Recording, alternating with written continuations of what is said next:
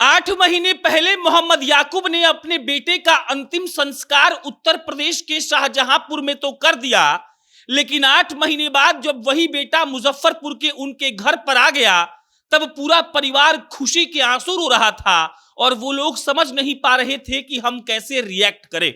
जो बेटा 8 महीने पहले एक तरीके से मर गया था, उत्तर प्रदेश के शाहजहांपुर जाकर मुजफ्फरपुर के मोहम्मद याकूब ने खुद उसके शव की शिनाख्त की थी। वही बेटा जब 8 महीने के बाद कल अपने घर लौटा, तब घर वाले देखकर रोआ पीटी करने लगे। एकदम से उनकी आंखों से आंसू झरझर गिरने लगा और उनको अपनी आंखों पर विश्वास ही नहीं हुआ कि जो लड़का इस दुनिया को छोड़कर जा चुका था, आखिर वो लड़का जिंदा होकर वापस कैसे लौट आया।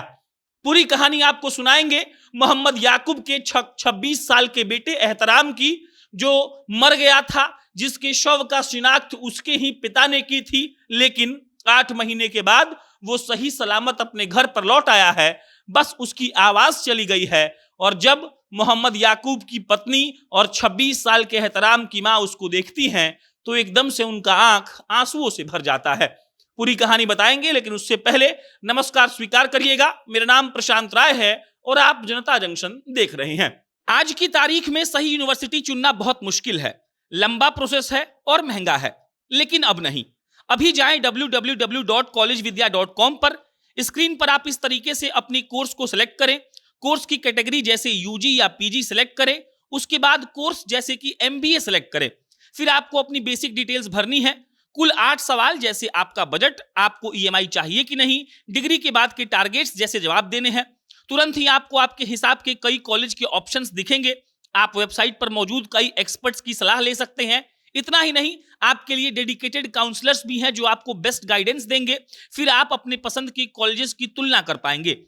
उन कॉलेजेस की फीस, प्लेसमेंट और स्टूडेंट रेटिंग्स को कंपेयर करके आप कॉलेज चुन सकते हैं और अपनी डिटेल्स डालकर अप्लाई कर सकते हैं। अब आपको समझ आ गया हो तो बाकियों से इस वीडियो को शेयर करें।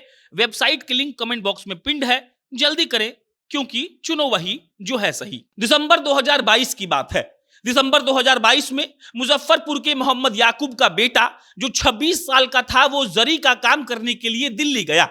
वो दिल्ली जाता है 13 दिसंबर को और 18 दिसंबर को वो दिल्ली से लखनऊ के लिए ट्रेन पकड़ता है। अब दिल्ली से लखनऊ वो क्या करने जा रहा था? जवाब ये है कि वो जरी लाने, नग लाने, धागा लाने जा रहा था और लखनऊ में ही वैसा नग, धागा और जरी मिलता है। वो यहां से मुजफ्फरपुर से निकल के पहले दिल्ली गया। दिल्ली से निकलकर वो लखनऊ जा रहा था और लखनऊ रास्ते में क्या हुआ कि एक आदमी का मोबाइल चोरी हो गया ट्रेन में। लोगों ने उस लड़के पर इल्जाम लगाया। मोहम्मद याकूब के बेटे के पास मोबाइल बरामद भी हो गया और जब लोगों को लगा कि यही चोर है, तब लोगों ने भरे ट्रेन में उसको इतना मारा कि वो अधमरा हो गया और अधमरा करके उसको ट्रेन से बाहर फेंक दिया गया। अब जब ट्रेन से उसको बाहर फेंक दिया गया तो मोहम्मद याकूब के 26 साल के बेटे एहतराम का वीडियो वायरल होने लगा। अब जब वीडियो वायरल होने लगा तो मुजफ्फरपुर में मोहम्मद याकूब के परिवार ने उस वीडियो को देखा। उनको पहचानने में तनिक भी देर ना लगी कि ये तो हमारा बेटा है। और उसके बाद उत्तर प्रदेश के शाहजहांपुर स्टेशन के पुलिस थाने में इन लोगों ने फोन किया, पूछा कि हमारा बेटा कहां है। शाहजहां थाने ने उनको बुलाया और कहा कि आपका बेटा अब इस दुनिया में नहीं रहा।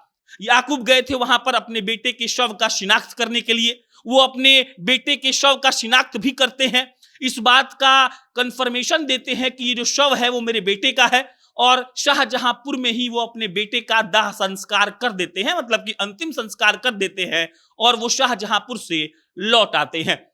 पूरे परिवार को पता था कि उनका बेटा मर चुका है, क्योंकि उनके पिता ने ही अपने हाथों से उसका अंतिम संस्कार किया था। लेकिन असलियत कुछ और थी। असलियत यह है कि 7 जून को उनका 26 साल का बेटा वापस आ गया है। उसकी आवाज चली गई है, इसीलिए वो अपने घर वालों से इशारों में बात कर रहा है और इशारों ही इशारों में वो अपने घर वालों को बताता है कि 8 महीने पहले उसके साथ क्या हुआ था और उसका जीवन कैसे बच गया था।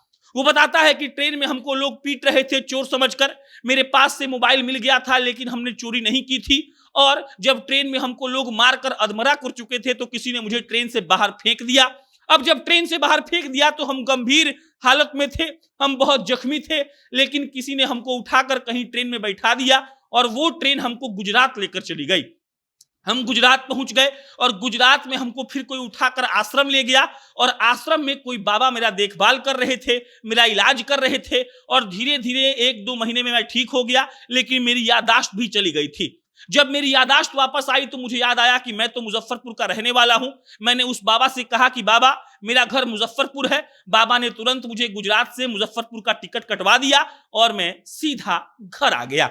कहानी सुनकर याकूब के पूरे परिवार के लोग खुशी के आंसू दिखा रहे हैं, रो रहे हैं, कह रहे हैं कि मेरा बेटा वापस आ गया, ऊपर वाले को शुक्रिया कर रहे हैं। और सोचिए कि गुजरात पहुंचकर उस आदमी को बचना लिखा था, किसी बाबा के हाथों उसका उपचार होना लिखा था, ये सब कुछ हुआ, उसका याददाश्त चला भी गया था, लेकिन फिर याददाश्त आया और वापस आया वो मुजफ्फरपुर में और अपने परिवार वालों के साथ अब 26 साल का एहतराम अपनी जिंदगी जिएगा। उसकी शादी हो चुकी थी, उसके 2 बच्चे भी थे और वो दिल्ली जरी का काम करने गया था, लेकिन रास्ते में अनहोनी हो गई और 8 महीने उसे अपने परिवार वालों से दूर रहना पड़ा।